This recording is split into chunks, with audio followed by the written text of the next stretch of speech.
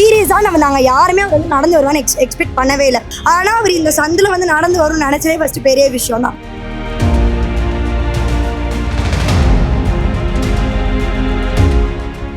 இந்த இடம்லாம் ரொம்ப கல்லேஜாக இருந்துட்டு இருக்கு.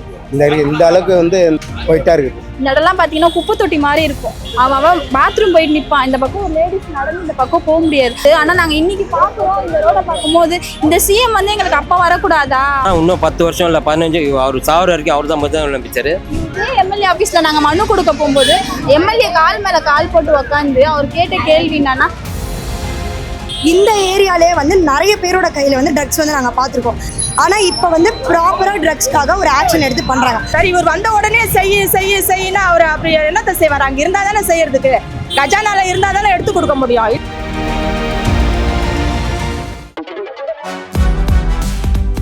சூப்பரா இருக்கு அம்மா, எனக்கு இதோட சீக்கிரம் தெரியும். Chocolate sweetened condensed milk from Milky Mist. Aachi masala. எந்த சமையலும் ருசி தேடும் ரகசியம் 20 ரூபாய். தி டிபேட் நேயர்களுக்கு வணக்கம். தமிழ்நாட்டின் முதலமைச்சராக திரு ஜோசப் விஜய் அவர்கள் பொறுப்பேற்று 2 மாதம் நிறைவடைஞ்சிருக்கு. தாவேகா கவர்மெண்டோட 2 மாத ஆட்சியை பற்றி பெரம்பூர் தொகுதி மக்கள் என்ன சொல்றாங்கன்னு அந்த மக்கள்கிட்ட கேட்போம்.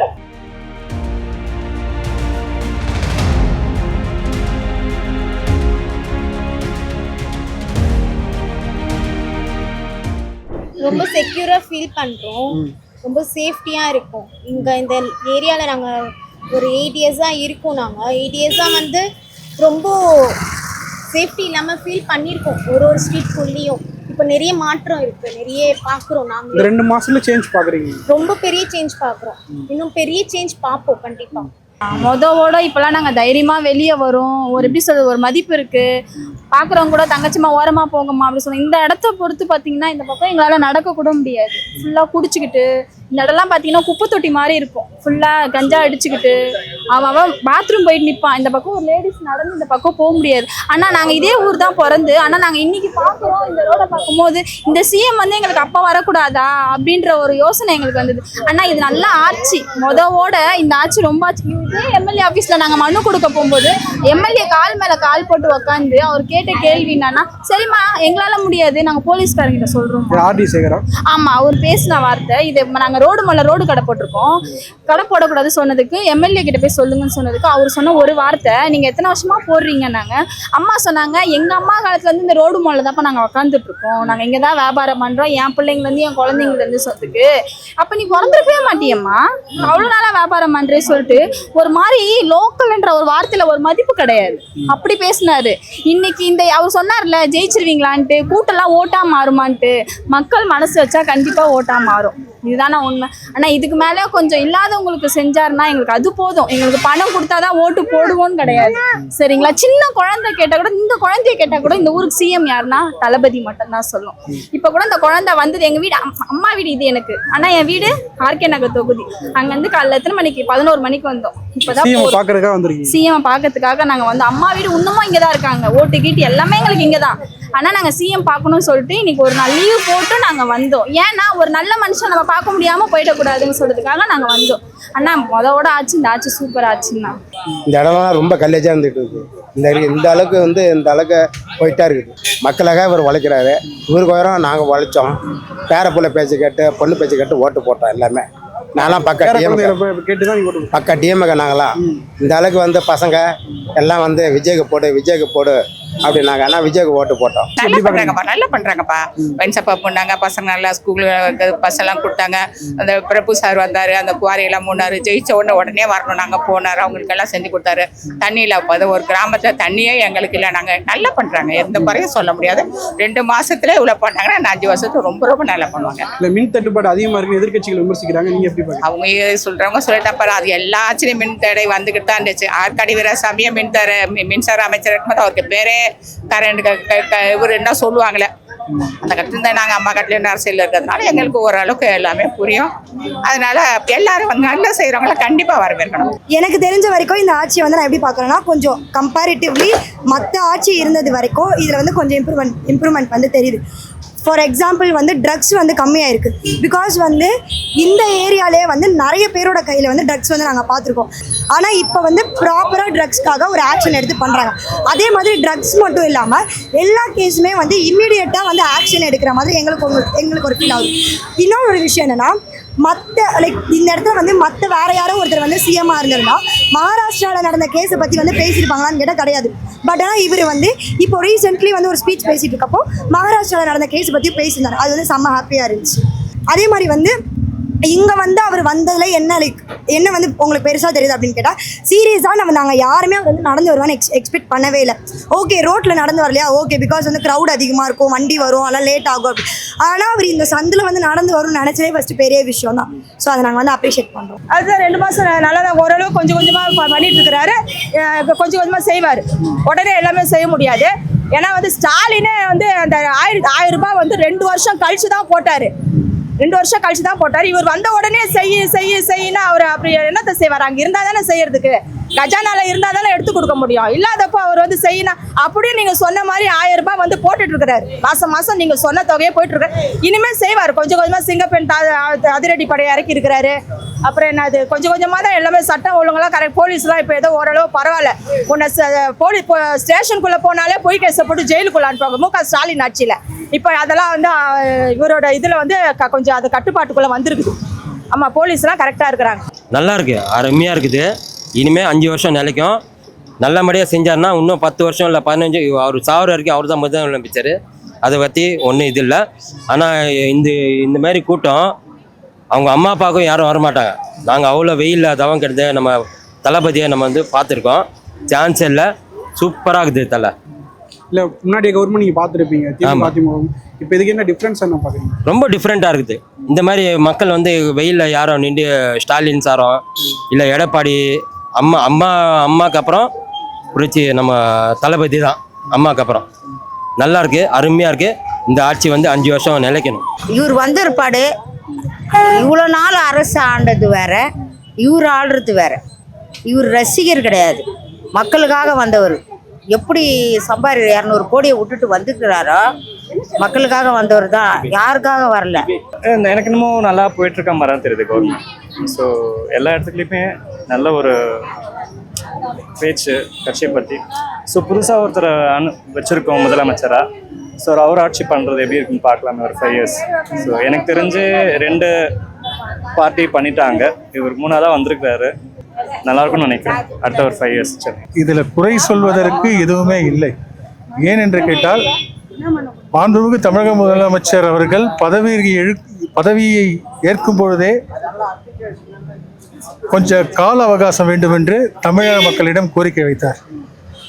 அதன்படி ஆட்சி பொறுப்பேற்று கிட்டத்தட்ட ஒரு 50 நாட்களிலே நிறைவடைந்திருக்கும். அதற்குள்ளாக அனைத்து நலத்திட்டங்களையும் அவர் செய்ய வேண்டும் என்று எதிர்க்கட்சிகள் கூறுவது எந்த விதத்தில் நியாயம்? குறைன்னு எதுவும் நீங்கள் பார்க்கலையா? என்ன குறைன்னு சொல்ல முடியும்? ஸ்டெப் பை ஸ்டெப்பாக பண்ணிக்கிட்டு இருக்காங்க. லஞ்ச லாவண்யம் ஊழல் இல்லாத அரசுன்னு சொல்லிட்டாரு, சட்டமன்றத்திலேயே பேசிட்டார், அனைத்து மக்களும் பார்த்துட்டாங்க. அதுக்கு மேலே வேற என்ன வேணும்? குறைன்னு சொல்ல சார், ஒரே ஒரு விஷயம் சார், தாய்மாமன் சீரை, அதிரடி பெண், மகளிருக்கு 2500, 3000 எல்லாத்தையுமே வெள்ளை அறிக்கை நிதி நிலையில் கொடுத்துட்டார். நிதி அமைச்சர் வந்து மாண்புமிகு நிதித்துறை அமைச்சர் மரியவில்சன் அவர்கள் வந்து வெள்ளை அறிக்கை எடுத்து கொடுத்துட்டார். இனி வரும் காலங்களில் ஒவ்வொரு துறையிலும் நடைபெற்றிருக்கக்கூடிய ஊழல்களை மாண்புமிகு தமிழக முதலமைச்சர் அருமை அண்ணன் திரு ஜோசப் விஜய் அவர்கள் வெளிப்படுத்துவார். ஆட்சி இப்போதைக்கு நல்லா தானே போயிட்டு இருக்குது, ஒரு குறையும் சொல்ல முடியாது.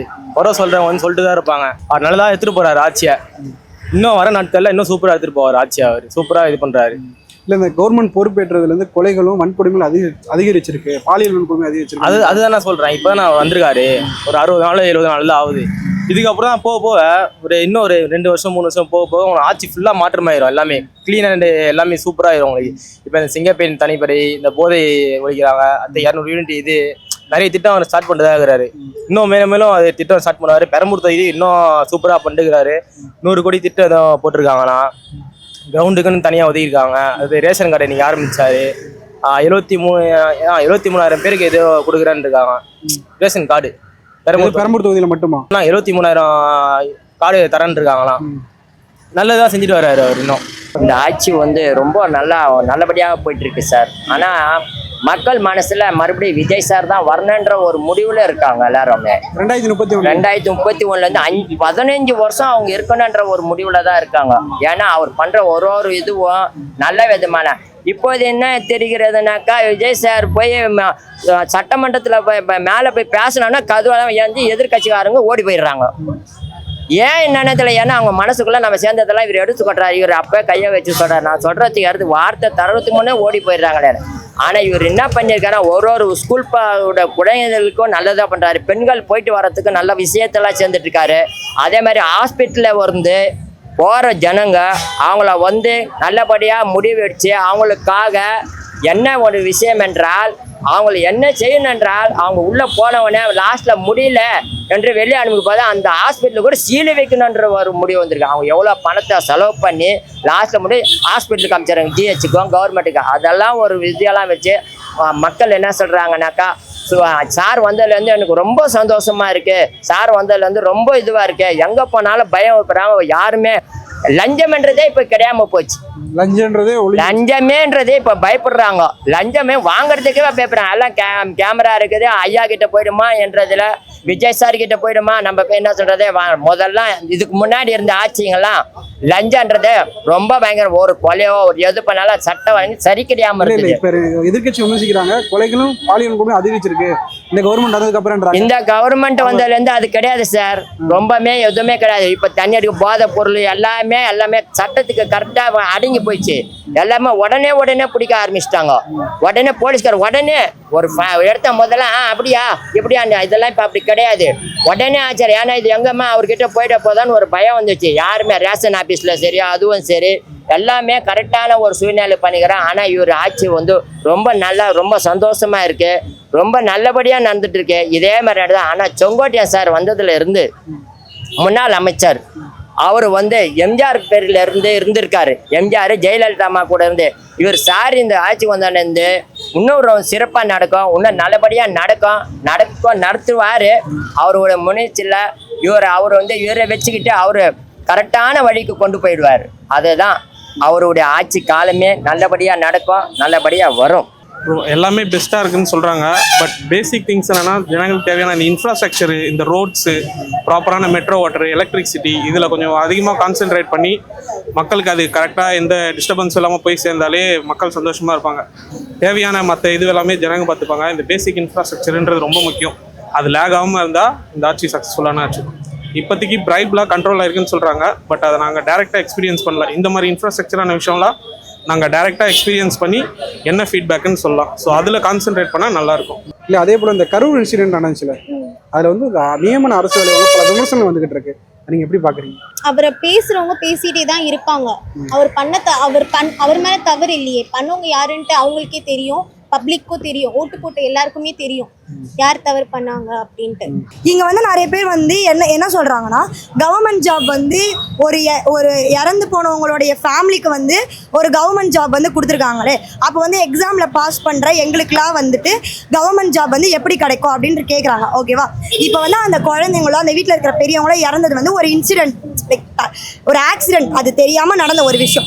ஸோ அப்போ அப்படி நடந்த ஒரு ஆக்சிடென்ட்டுக்கு நம்ம எடுத்து ஒரு இழப்பீடு கொடுக்கணும்னு நினைக்கிறதே அந்த சிஎம் அவர் பண்ணுறது வந்து ஒரு பெரிய விஷயம் தான். ஃபஸ்ட்டு அதையே அப்ரிஷியேட் பண்ண தெரியல யாருக்குமே. அந்த இடத்துல அவங்க அப்ரிஷியேட் பண்ணாங்கன்னா, இதுக்காக இப்போ ஒரு சின்ன விஷயத்துக்கே அவர் இவ்வளோ பெரிய விஷயம் பண்ணுறாரு. லைக் ஒரு அரசு வேலையை தூக்கி கொடுக்குறாரு அப்படின்னா, நாளைக்கு இதை விட பெரிய விஷயம் நடந்தாலுமே கண்டிப்பாக அவர் பெருசாக பண்ணுவாருன்ற நம்பிக்கையை ஏன் யாரும் வளர்க்க மாட்டுறாங்க? இல்லை இந்த விமர்சனம் வருதுன்னா, கட்சி தாவேகா சார்பாக பணம் கொடுத்துருக்காங்க, இழப்பீடாக கொடுத்துருக்காங்க.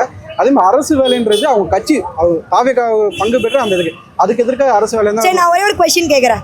இப்போ சிஎம் வந்து ஆல்ரெடி ஒரு இழப்பீடு நடந்திருக்கு இப்போ எங்கள் ஃபேமிலியில் அப்படின்னா, அவர் வந்து ஒரு பணம் கொடுத்தா மட்டும் அது வந்து எங்களுக்கு வந்து அந்த இழப்பீடு வந்து தீந்துரும் நீங்கள் நினைக்கிறீங்களா? பிகாஸ் அந்த ஃபேமிலியில் இருக்கிற இப்போ எங்கள் வீட்லேயே எங்கள் அண்ணனோ யாரோ ஒருத்தர் அந்த இதில் போயிட்டு ஏதோ ஒரு ஆக்சிடென்ட்லேயே அவர் வந்து இறந்துட்டார் அப்படின்னா, வெறும் மணி கொடுக்குறதால மட்டும் என் இழப்பீடு எப்படி குறையும்? பட் ஆனால் இதுக்கு முன்னாடி இருந்த அரசாங்கத்தில் இருந்தவங்க என்ன பண்ணாங்கன்னா, வெறும் பணத்தை மட்டுமே கொடுத்து எல்லா விஷயத்தையும் டாலி பண்ணலாம்னு நினச்சாங்க. பட் ஆனால் இப்போ அப்படி பண்ணல. இவர் என்ன பண்ணான்னா, அவர் அந்த இடத்துக்கு வரதுக்கு முன்னாடி அவரால் முடிஞ்ச பணத்தை கொடுத்தாரு. இப்போ அவர் சிஎம்மா இருக்கிறப்போ என்னால் அதை பண்ண முடியுன்ற கேரண்டியால் அவர் வந்து ஒரு பொசிஷனை வந்து அந்த இழப்பீடு வீட்டுக்கு கொடுக்குற. இப்போ சப்போஸ் எதுலேயே ஒரு அண்ணன் இருந்திருக்கானா, என் அண்ணனுக்காக எனக்கு ஒரு வேலை கொடுத்தா அது என்னோட வீட்டுக்கு அந்த வீட்டில் இருக்கிறவங்கள போய் கேட்டாதான் அவங்களுக்கு அது எவ்வளோ பெரிய விஷயம்ன்றது தெரியும். ஸோ நம்ம பார்க்குறப்போ நம்ம பேசலாம், நான் எக்ஸாம் எழுதியிருந்தா நாங்கள் வந்திருப்பேன், என்ன இவர் இதை போய் கொடுக்குறாரு அப்படின்னு பேசலாம். ஆனால் அந்த ஃபேமிலி சைட்லேருந்து நம்ம யோசித்தா தான் தெரியும் அவங்களுக்கு அது வந்து ரொம்ப பெரிய விஷயம். அதாவது ஒரு தற்காலிகமாகவோ ஏதோ ஒன்று, ஆனால் ஒரு வேலை கிடைக்குதுன்றதே அவங்களுக்கு வந்து ஒரு பெரிய விஷயம் தான். பிகாஸ் இந்த சுச்சுவேஷனில் வந்து டிகிரி படித்தவங்களுக்கே வந்து ஒர்க் கிடைக்குதான்னு கேட்டால் கிடைக்கல. ஆனால் இப்போ வந்து அவங்க டிகிரி படிக்கல, எப்படி இருந்தாலுமே சரி அவங்களுக்கு வந்து ஒரு விஷயம் வந்து அப்ரிஷியேட் பண்ணி கொடுத்துருக்காங்கன்றது நம்ம வந்து அப்ரிஷியேட் பண்ணணும். மனிதாபிமானத்தின் அடிப்படையில் அவர் கொடுத்துருக்கிறாரு. மனிதாபிமானத்தின் அடிப்படையில் அரசு பண்ணி அவங்க ரொம்ப பாதிக்கப்பட்டிருக்கிறாங்கன்னு கொடுத்துருக்காங்க. அதுக்கு இவங்க என்னத்துக்கு நடுவில் வராங்க? சரி, ஏதோ அவங்களுக்கு கிடைக்கலன்றதுக்காக நான் அவங்க போறாம பொச்சரிப்பு இந்த வன்மம்லாம் இருக்கக்கூடாது. மக்கள் ஏதோ ஒரு மக்கள் 41 பேர் விஜயோடைய புண்ணியத்தில் நல்லா இருந்துட்டு போகட்டும்னு நம்ம விட்டு கொடுத்துடணும் மனிதாபிமானத்தின் அடிப்படையில். அதை விட்டுட்டு போறாமையிலையோ பொச்சரிப்புலையோ பொங்கக்கூடாது. அவங்களுக்கு கிடைக்கல, எங்களுக்கு கிடைக்கல, எங்களுக்கு வந்து அரசு பணி கிடைக்கல, இவங்களுக்கு என்ன நடிகனை பார்க்க வந்தவங்களுக்கு எதுக்கு இதுன்னா அது அவரு இஷ்டம், அவரோட விருப்பம். இதில் செத்து போனாங்களே, விஷம் குடிச்சு கள்ள சாராயத்துல, அப்ப அவங்களுக்கெல்லாம் வந்து நீங்க கொடுத்தீங்கல்ல, அவங்களுக்கு உங்களை இது செஞ்சீங்கல்ல, அதெல்லாம் வந்து நீங்க செய்யும் போது அவரோட ஆட்சியில அவர் செய்யறாரு. நம்மளால இந்த இத்தனை பேர் ஜனங்க பாதிக்கப்பட்டிருக்கிறாங்க, உயிர் இழந்திருக்கிறாங்க அப்படின்னு சொல்லிட்டு அவர் மனிதாபிமானத்தின் அடிப்படையில் கொடுத்துருக்கிறாரு. அதுல வந்து இவங்க வந்து வன்மத்தோட ஏன் எதுக்கு செய்றீங்க, செய்யக்கூடாதுன்னு சொல்றதுக்கெல்லாம் நீங்க யாரு அதை செய்யக்கூடாதுன்னு சொல்றதுக்கு? இப்ப மக்கள் இப்ப நீங்க இதை நீங்க செஞ்சீங்கன்னா நம்ம கரூர் மக்கள் வந்து இன்னும் உங்க மேல கோபமா தான் ஆவாங்க. நம்ம கொடுக்க வேண்டிய இதை வந்து இவங்க தடுக்கிறாங்களே, இவங்களை கெடுக்கிறாங்களே, நம்ம கொடுக்க வேண்டிய அந்த அரசு பண்ணி நம்ம நல்லா இருக்கணும்ட்டு அவர் ஏதோ ஒரு மனிதாபிமானத்தில் கொடுக்குறாரு, அதை வந்து கெடுக்கிறாங்க. அதே போல இவர் வந்து 41 பேருக்கு நினைவு சின்னம் அமைக்கிறதா இருந்தாரு. அது என்ன நான் சொல்றேன்னா பனையூர்ல வச்சுக்கிட்டோம்.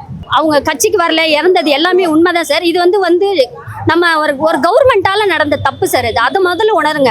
இது வந்து நம்ம போலீஸ் மேலேயே எது மேலேயே இல்லை, எல்லாருக்குமே தெரியும், உளவுத்துறைக்கெல்லாம் நல்லா தெரியும். இவ்வளோ க்ரௌடு வருது, எல்லா ஊர்லேருந்தும் க்ரௌடு வந்துட்டு இருக்கு சார். ஒரு ஊரில் 2 ஊரில் இல்லை. அவர் முன்னாடி நாமக்கல்லையும் எந்த ஒரு ஊர்லேருந்து வராரு, அங்கேயே பார்த்தீங்களா எவ்வளோ க்ரௌடு. அவர் கிட்ட வர வரைக்கும் எவ்வளோ க்ரௌடு, நாங்களே ஆச்சரியப்பட்டோம். ஏன்னா லைவ் பார்த்துக்கிட்டே இருக்கோம், கிட்ட வராரு ஜனம் வந்துருச்சு. ஆனால் கரூர் கிட்ட வரும்போது போலீஸ் வரும்போது எங்களுக்கே ஹாப்பினஸாக இருந்தது. பரவாயில்ல சார், எப்படி அவ்வளோ கூட்டத்தில் முன்னாடி போய் நின்று பேசிட்டு போறாருன்னு சொல்லி நாங்கள் ஃபீல் பண்ணிட்டே இருக்கும்போது போலீஸ்காரங்க கரெக்டாக கொண்டு போய் விட்டாங்க. விட்டு கொஞ்ச நேரத்தில் இந்த ஒரு இது நடக்குதுன்னா அப்போ போலீஸ் நினைச்சிருந்தா என்ன பண்ணியிருக்கலாம், தடுத்து இருக்கலாம். சரி, நீங்களே சொல்லுங்க. இப்பெல்லாம் நீங்க போய் எல்லா இடமும் பாக்குறீங்க, எவ்வளவு போலீஸ் பாதுகாப்பு இருக்கு. ஒவ்வொரு இது சின்ன ஏரியா தானே சார், இங்க என்ன சார் கரூர் மாதிரி ஜனமா இருக்கு, ஓரளவுக்கு பரவாயில்ல. அந்த ஜனத்துக்கு இப்போ இன்னைக்கு இவ்வளவு போலீஸ். அன்னைக்கு நீங்க பாத்தீங்களா போலீஸ் நிறையா? நான் பஸ்ஸு கிட்ட கொண்டு வரும்போது தான் நானே போலீஸ் பார்த்தேன். அங்கங்கே 1-2 இருந்தாங்க. ஆனால் அவங்க நினச்சிருந்தா அந்த கிட்ட வர க்ரௌடை அவங்க கிட்ட ரொம்ப ஹெவியான க்ரௌட் இருக்குன்னு சொல்லி அவங்க நினச்சிருந்து கேன்சல் பண்ணிட்டு இருக்கலாம் இல்லையா சார்? அங்கேயே நிற்க வச்சு பேச வச்சுட்டு இருக்கலாம், இல்லைன்னா ஏதாவது பண்ணியிருக்கலாம் சார். ஆனால் அதுக்கு காரணம் வந்து சார் கிடையாது, அங்கே மக்களும் கிடையாது. அது ஒரு சதி தான். ஏன்னா அதை நினச்சிருந்தா, கவர்மெண்ட் நினச்சிருந்தா அந்த இதுவும் நிப்பாட்டி இருக்கும். என்னமோ நடந்துச்சு, அது ஒரு டிசாஸ்டர் ப்ரோ. அது எதுவுமே ப்ரீ பிளான்டு கிடையாது, அது எல்லாமே அன்எக்ஸ்பெக்டடாக நடந்தது தான். ஸோ அதில் பாதிக்கப்பட்டவங்களுக்கு வேலைன்றது, கவர்மெண்ட் வேலைன்றது, இப்போ அந்த ஃபேமிலி அவங்கள நம்பி இருந்திருப்பாங்க. ஸோ அவங்களுக்கு ஒரு கவர்மெண்ட் ஜாப் கிடைக்கும் போது அந்த ஃபேமிலி நெக்ஸ்ட் லெவல் வரும். ஸோ இதில் அப்பார்ட் ஃப்ரம் பாலிடிக்ஸ், இதில் வந்து ஜனங்களுக்கு நல்லது நடக்குதா, அந்த ஃபேமிலி இண்டிவிஜுவல் ஃபேமிலிக்கு நல்லது நடக்குதா, அதுதான் முக்கியம். ஏன்னா அது ஒரு டிசாஸ்டரு, அது அன்பிளான்ட். அது ஸோ அந்த மாதிரி சுச்சுவேஷனில் அதை வச்சு பாலிடிக்ஸ் பண்ணுறது நாட் ஃபேர் நான். இப்போ நம்ம மக்கள்கிட்ட கேட்டிருந்தோம், இந்த தாவிக கவர்மெண்ட் 2 மாதம் நிறைவடைஞ்சிருக்கு, அவங்க ஆட்சி எப்படி இருக்குன்னு சொல்லிட்டு மக்கள் சொன்ன கருத்துக்களை பார்த்துருப்போம். மேக்சிமம் பாசிட்டிவாகவும் சொல்லியிருக்காங்க, சில குறைகள் இருக்குது அப்படின்னு மக்கள் விமர்சிச்சிருக்காங்க. அதை பொறுத்திருந்து பார்ப்போம்.